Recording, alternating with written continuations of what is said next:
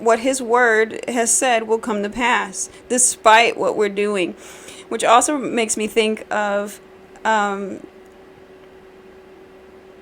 free will. Like, God gives us free will. So many people ask, like, why do bad things happen to good people and all this? It's because of free will. It doesn't have anything to do with God. God is really graceful and merciful. He allows us to make choices, and unfortunately there are people out there trying to make good choices.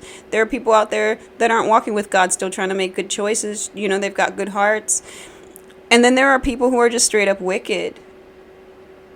There's people out there that's just doing evil. There's a lot of them out there that are just evil-hearted, hatred in their heart people. Like, there's just so many that's just, they're self-destructing, and then they radiate the destruction towards anybody around them, you know, that type of stuff. A lot of them, I don't think they realize, but I think in some form or another many of them do.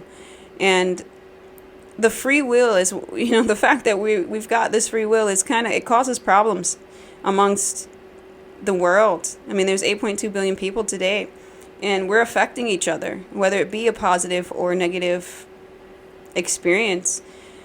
But what I also learned in this is, despite us having this free will and these things happening based on these choices and behaviors and mannerisms or just living life, God's will is, how do I say it? It's God's will is like this is our will. We're doing what we want to do, but the God's will is like overlapping it. He's not controlling us. We can run and jump and scream and whatever we want, right? Do whatever we wish, even to our own imagination, even if it's evil. But God's will is like the end all be all. Like the story and the way that he wants all of this to ultimately go from beginning to end, it will be, despite what we do. I mean, we can still do whatever we want, but it's just like this thing with Abram. He's making his choices. God has already given him the promises and told him how things are going to go, you know? How many people get the insight to a future of their life, especially good things, and the guarantee, too, by the Creator.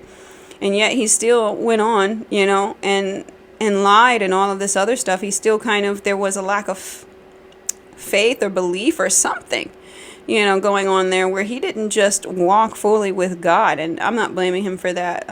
So many of us do this. It's just human. And considering that these are in the early days of the world, I mean, this is just a very new concept, all of this. God's directly talking to him and everything. And, you know, despite the fact that he took the matters into his own hands and decided he was going to lie, and it led to this big old mess, God's will, it's just going to be what it's going to be.